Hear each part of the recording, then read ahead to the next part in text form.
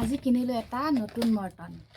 এই মৰ্টনটো আপোনালোকক খাই দেখাইছোঁ। নমস্কাৰ সকলোকে, মই অল্পনা। আপোনালোক সকলোকে মোৰ ইউটিউবৰ এইটো ভিডিঅ'লৈ স্বাগতম জনালোঁ। যিহেতু মই কৰি আছোঁ 365 দিনৰ কাৰণে মিনি ব্লগ চেলেঞ্জ, আজি হৈছে 3 নম্বৰ দিন। ৰাতিপুৱা শুই উঠি মোৰ এটাই কাম থাকে, গা পা ধুই দোকানলৈ অহা। এইফালে গা পা ধুই দোকানলৈ আহিলোঁ আৰু 1 2 3 4 বুলি কৈ দোকানখন খুলি দিলোঁ। প্ৰথম কাষ্টমাৰ, দ্বিতীয় কাষ্টমাৰ, তৃতীয় কাষ্টমাৰ, কেইটামান কাষ্টমাৰক সুধি মেলি আহি ঘৰলৈ দৌৰি আহি হাততে চাহ একাপ লৈ আকৌ দোকানলৈ আহিলোঁ। চাহ কাপ তলতে থৈ কাষ্টমাৰক সুধিব লগা হ'ল। এইফালে নিবলৈ আহিলে চিখৰ, তাৰ পাছত নিবলৈ আহিলে বিৰি।